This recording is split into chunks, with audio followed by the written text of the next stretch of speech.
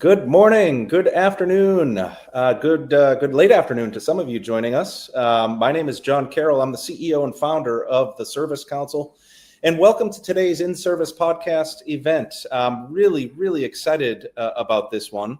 We'll be on air here with you for 30 minutes, and we encourage you to make this interactive. Today's podcast will be recorded. You can access it on whatever podcast channels you subscribe to. So we hope that we can create an interactive environment. And, you know, the Service Council has been growing. I think you've been feeling a little bit of growth and a little bit of energy around our community. And you know, one of the exciting things that we announced this past year were our plans to expand to Europe and the broader EMEA region. We were recently with our partner Rolls-Royce in Friedrichshafen, Germany.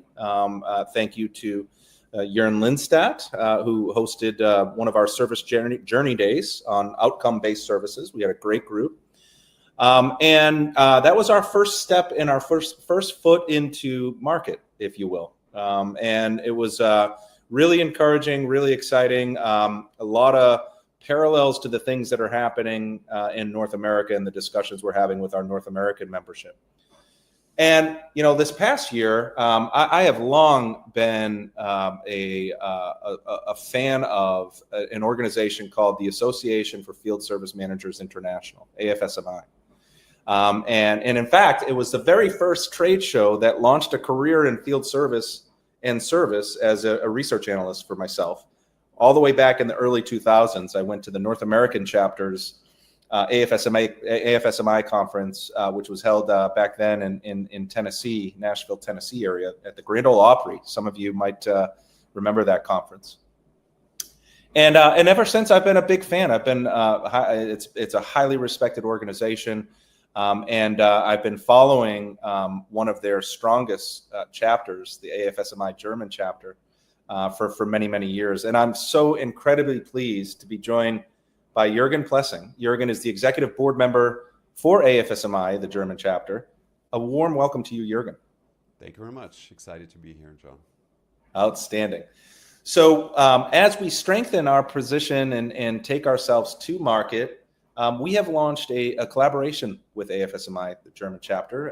We will be doing a lot of the collaborative activities that you know and love the Service Council for and AFSMI for, in terms of member-hosted sessions, collaborative research, state-of-the-market reports, and then coming together in settings like this where we can mutually share and digest some of the signals that we're seeing across our membership. So really excited for today's discussion, which is built around sharing a vision of global service leadership. And we're going to go ahead and dive right in with Jürgen with our first question. So Jürgen, first of all, welcome.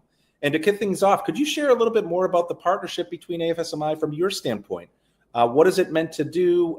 What are you excited about? And how are members in the very early term here receiving some of the signals that we're now working together collaboratively? Absolutely.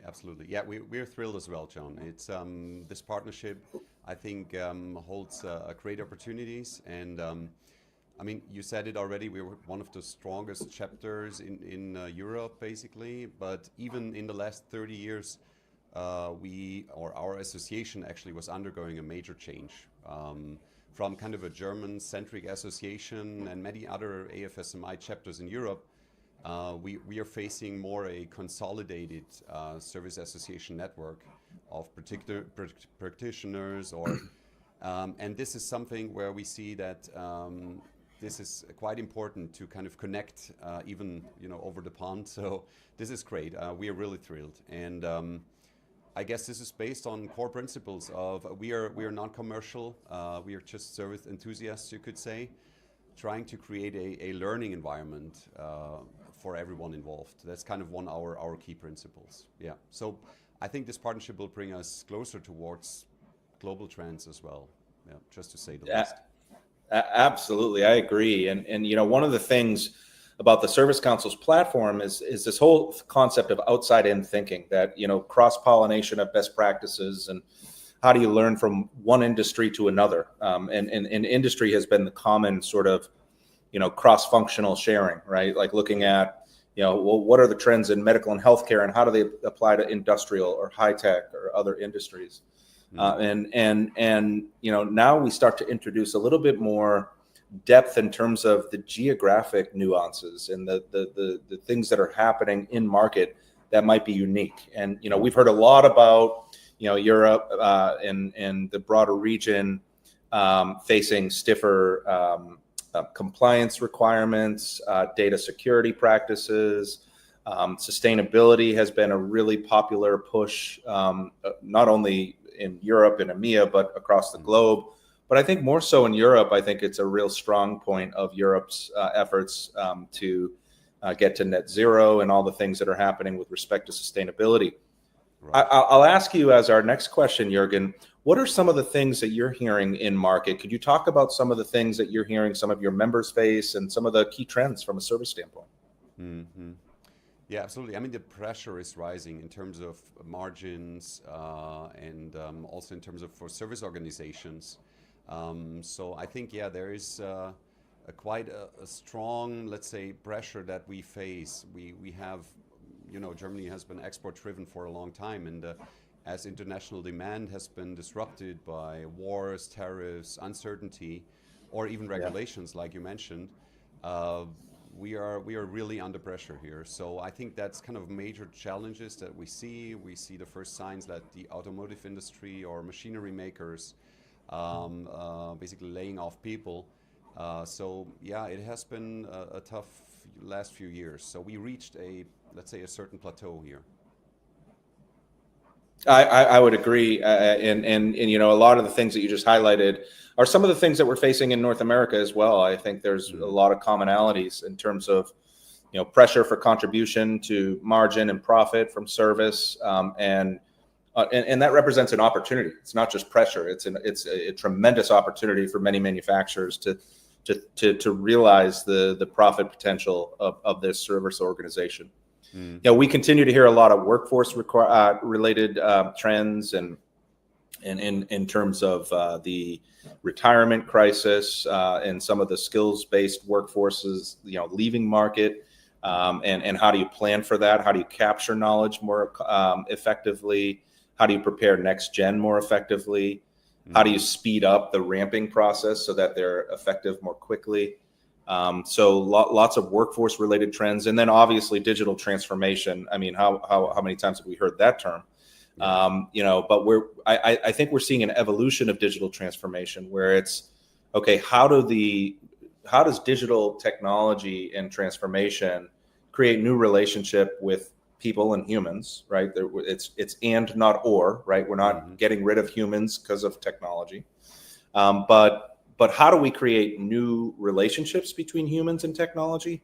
And how does that manifest itself in the form of process workflows and changing and evolving some of the ways in which customers seek and receive support based on automated channels versus non-automated and things like that. So I'm sure those are some of the same signals and things that you're witnessing. Absolutely. Also, what we have is we have kind of an underlying, let's say, cultural, let's say we are very risk averse, and we are very proud, this made in Germany thing and all that. So, but that makes us also slow to change. And if we have all this digitalization or digitization, automation, all those things, actually, it seems sometimes the pressure is not high enough yet, but it's definitely something where we are kind of slow to move on. We know we have to move on for years now. At least, when the electric cars started, we knew something has to change, but it's hard. It's deep within us, kind of that cultural thing. Yeah.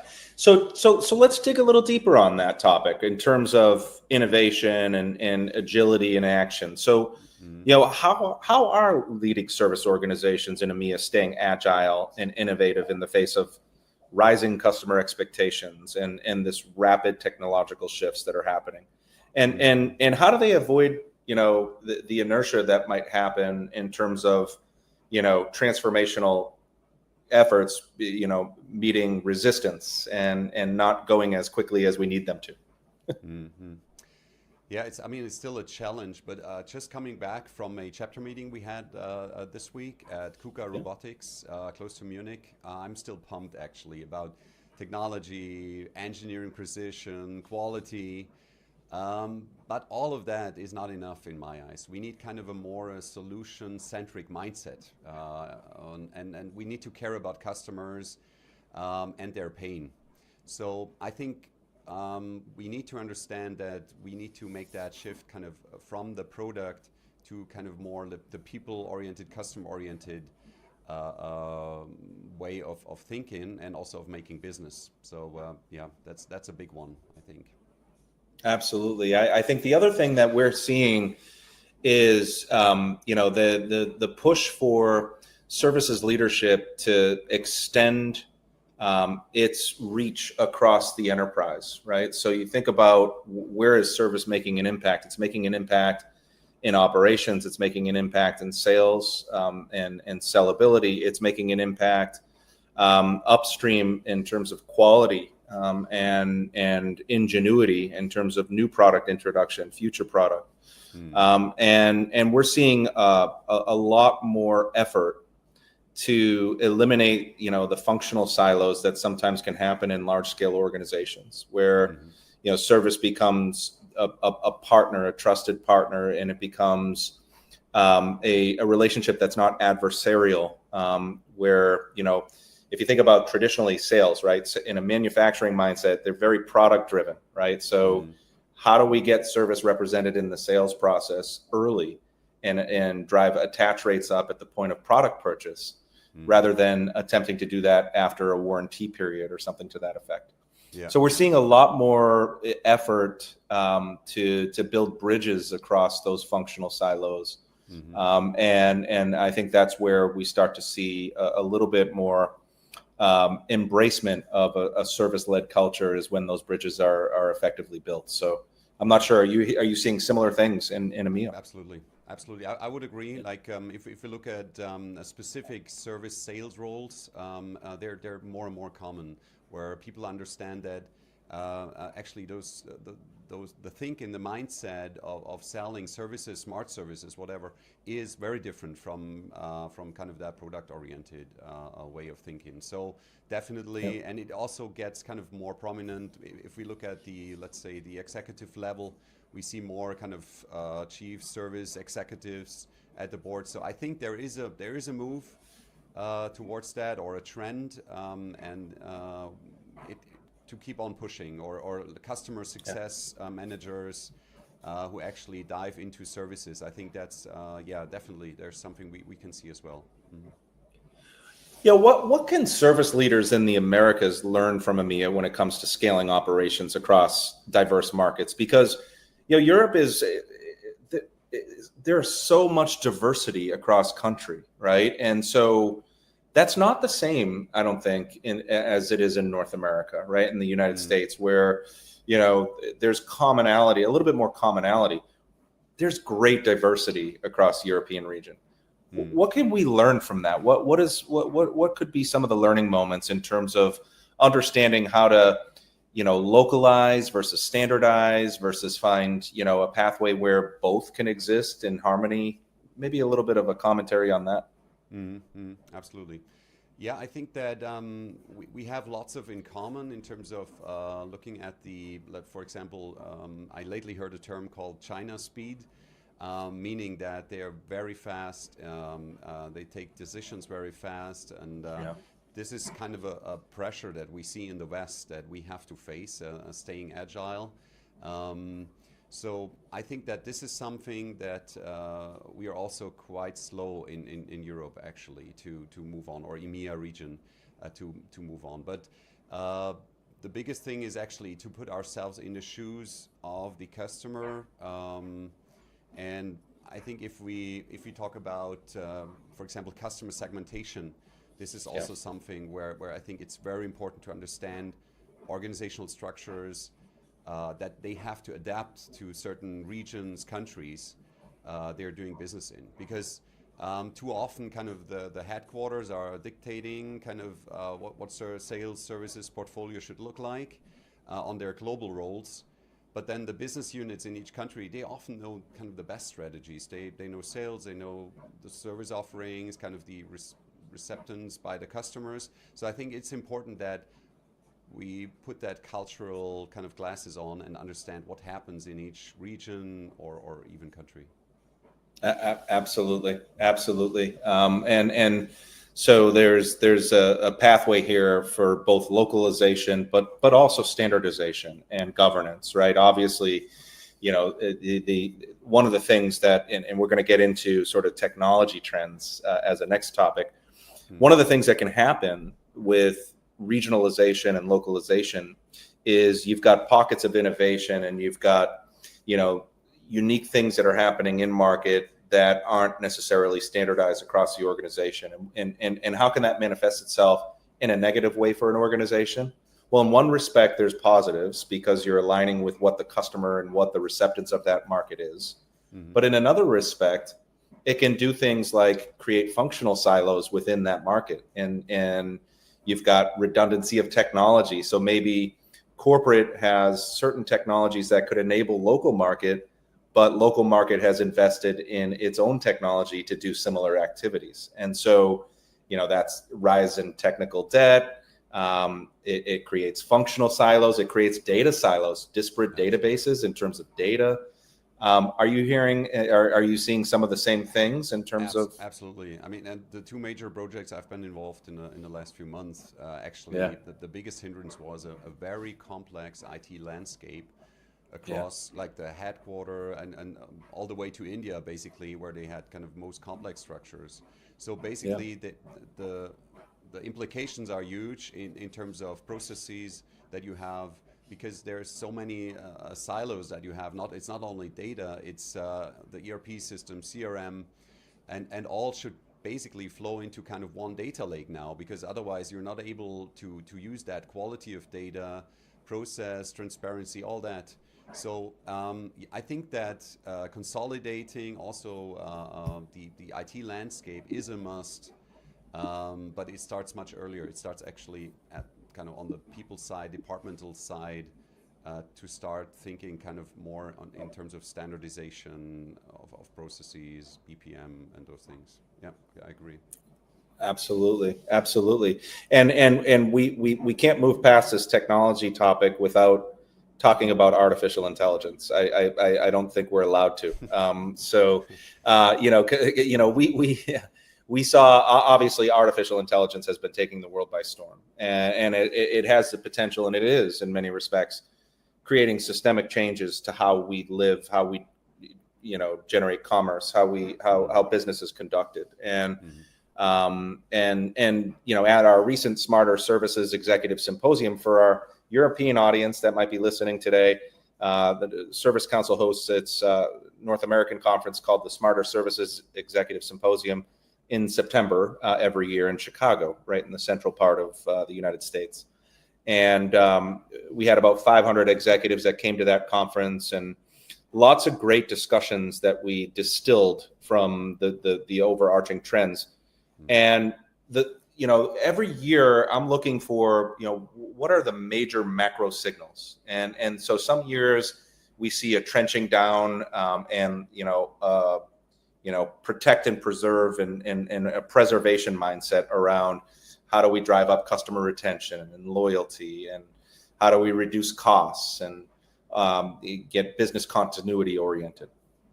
And in some years we see a little bit of a different signal where it's more profit-minded centric. How do we rejigger our service contract offerings? How do we move towards predictive, proactive, and outcome-based services? And how do we even monetize those capabilities?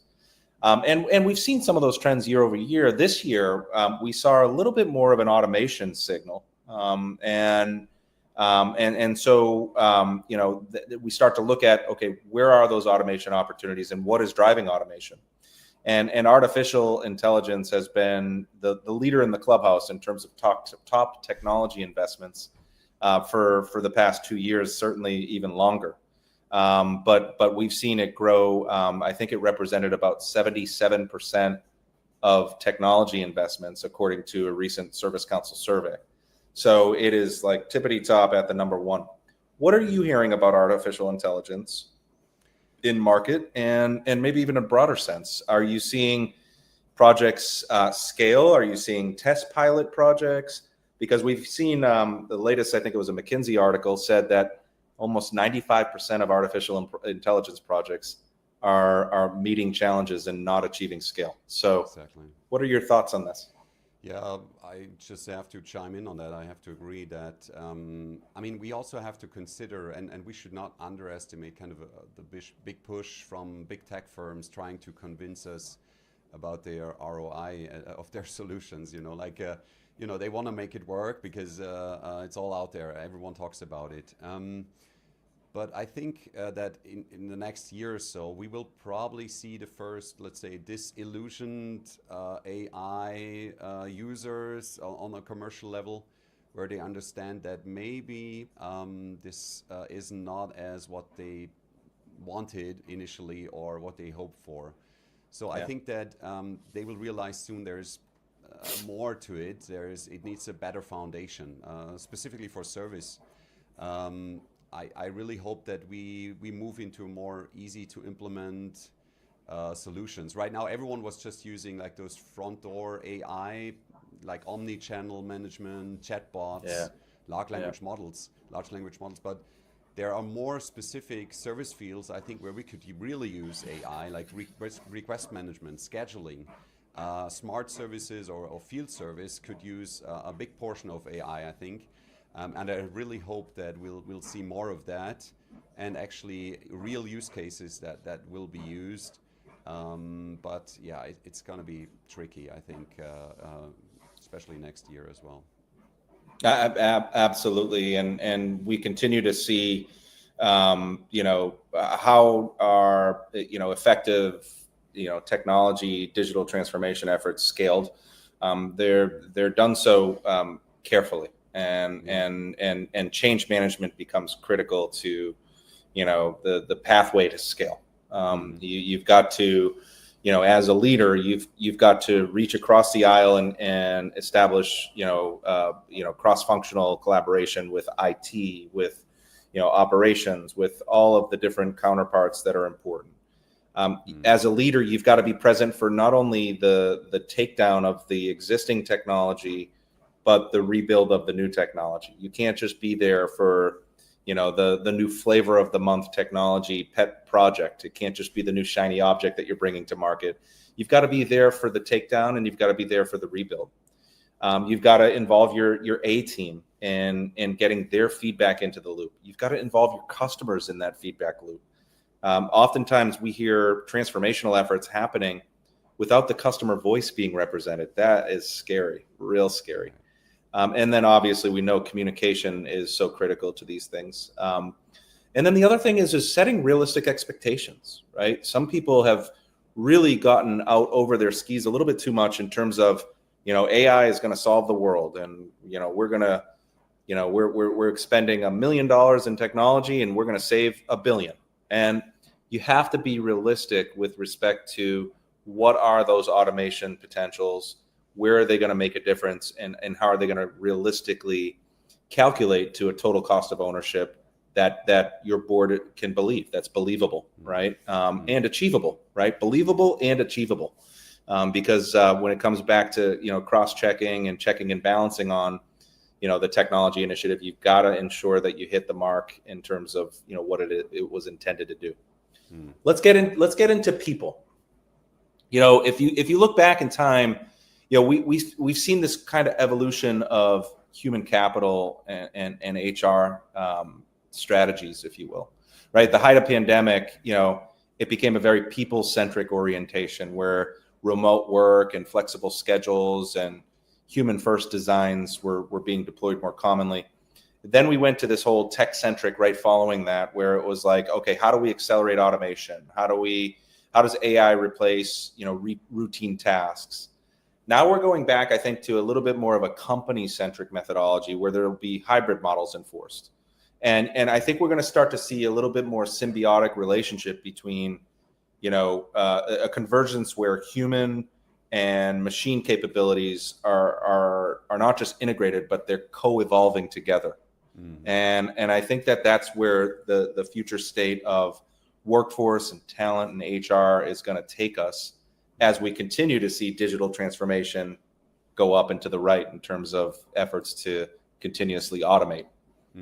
What are your viewpoints on, the trends that are impacting EMEA around, HR, creating and developing future-ready service teams, talent, training, all the good stuff around people? What are you hearing? I think that if we look at the Gartner cycle, it's normal that there is a certain point where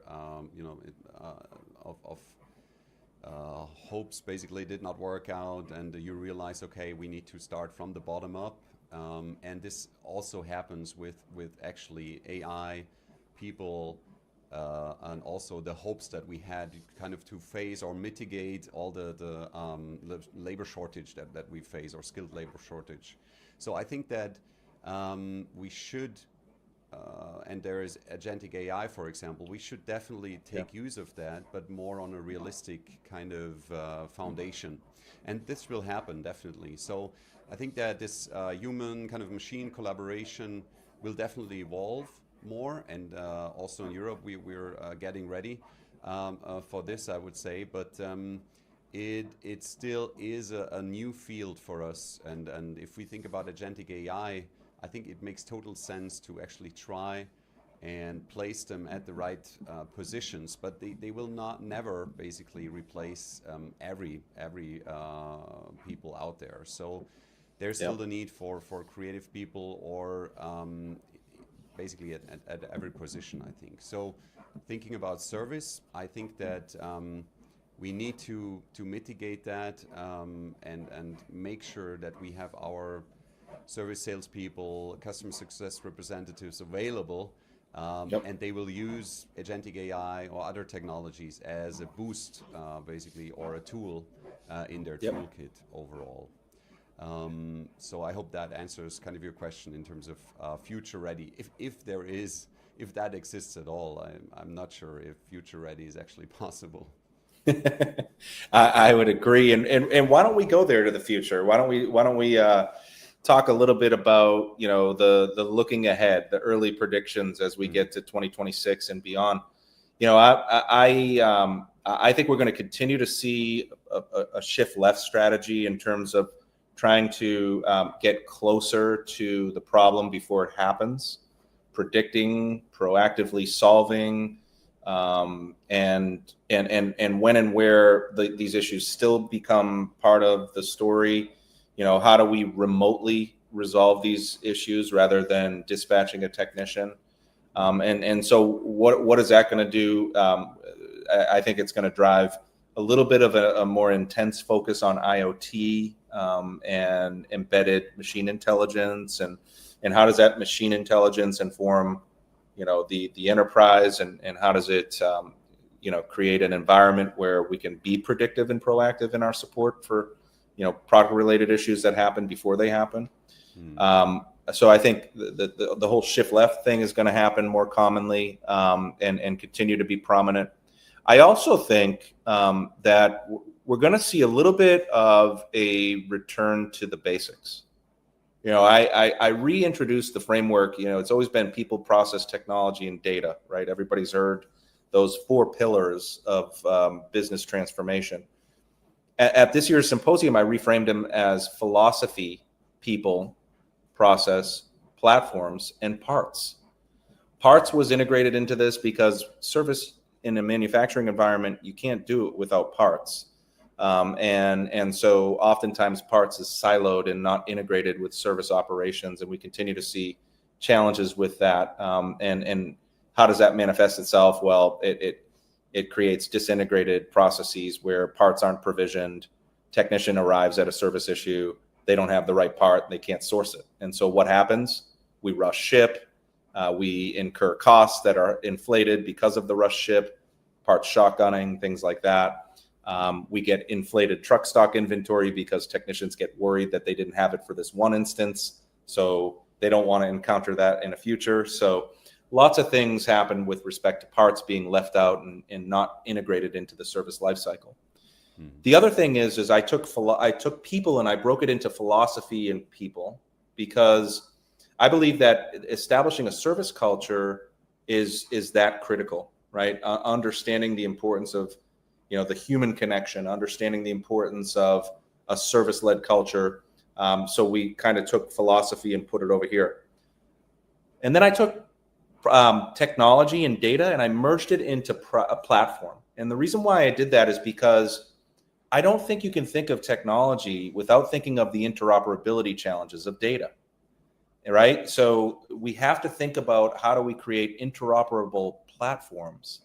And so when I say getting back to the basics, yes, AI is going to continue to be a hot button topic. It's going to continue to be popular. But we have to get our data foundation correct in order to scale data through this unstructured to structured, contextualized transformation that we're all aiming to get to.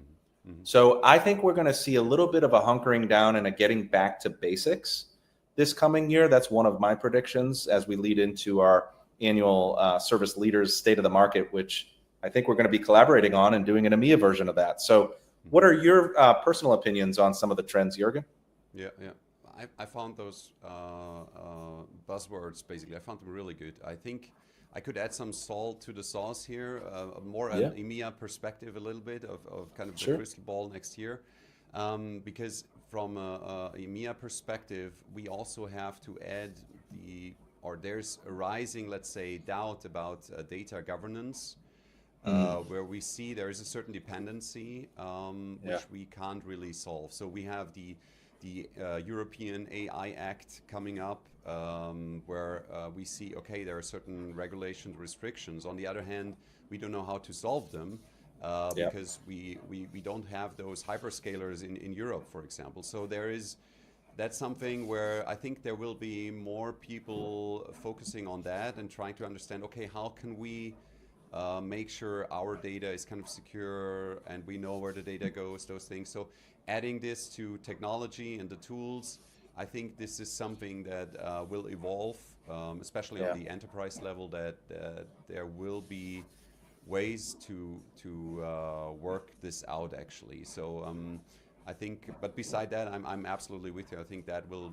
move on in terms of AI and latest trends, but also getting rid of those data silos and making sure you create a kind of a data lake, where all the data is available with different connectors that you have to the ERP, to the CRM system.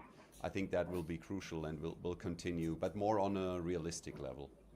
Yeah, I love that you bring this point up. It's such a critical one. And data protection and governance and cybersecurity certainly going to be important. And I think there's going to be a little bit of an emphasis on trust as well, in terms of, is the data that we're getting from, AI and generative AI and all these new tools, is it trustworthy? Will hallucinations continue to, come about through, the evolution of the data backbone that we have for our organization? And so I really appreciate that viewpoint there. Let's wrap up on, your vision for how service leaders across regions can come together to shape a more connected, innovative, and resilient future. What elements of our partnership make you excited about, our collaboration and how it's going to yield value for the mutual communities we serve? Absolutely. I mean, I'm very positive about it. For over 30 years, the AFSMI, we combined academia and network partners from the industry to excel knowledge and strategy. And with this partnership, we're joining forces, basically. And for the first time, global companies have the chance to tell their service peers about the AFSMI in Europe and the Service Council in the US. And so it's kind of and the Service Council members, they're more than welcome also to join our next chapter meeting, of course. So I think this will be the first fruits that we see, and we're looking forward to that. So Service Council members are invited to Munich. That will be next year in March 4th at Giesecke in Devrient. Little disclaimer, it will be in German, this one, so just to say that. And John, I think you also had an event to announce, which will happen in Europe, right?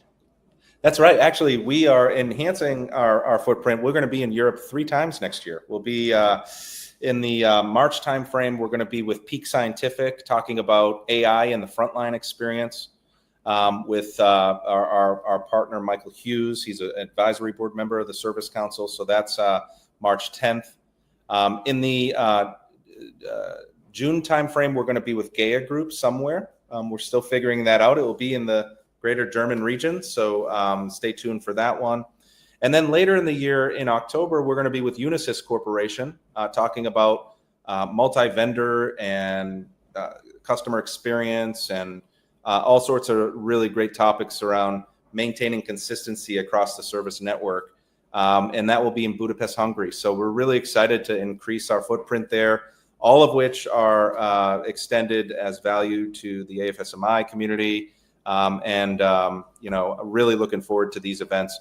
And these are unique. We go and do an operational tour. They're similar to what you did at KUKA and some of your member chapter meetings. So really a similar model. We get to learn and immerse ourselves in the host company, learn from them, and then problem solve behind it. So really excited about these events and really excited to have AFSMI and its extended membership involved in these, because it will just only serve to enhance the discussion. So thank you for the partnership.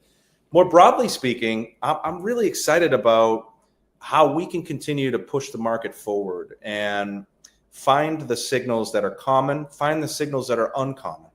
And how does that become a leading indicator for both markets? And what are we not thinking about in North America that maybe EMEA is thinking about, and we ought to bring that to the table, and vice versa. And so I'm really excited about that. And so, AFSMI's involvement in shaping our research is going to be critical, and just really, really pleased about the partnership. My sincere gratitude to Kai and Dieter and yourself, Jürgen, for having the vision to bring this thing together. It's a real important one for the Service Council. So thank you.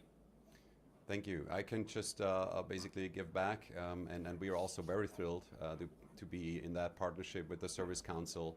And that will also be, I think, a good start. And hopefully we'll see more and more fruits, especially, I forgot absolutely the research side, where we're thrilled to be part of that and also support where we can. Our members will support that. So a great start, and hoping for more. Outstanding. He's Jürgen Plessing from AFSMI, the German chapter. Really excited to welcome our new partnership together, and thank you for sharing your viewpoints on all things service today.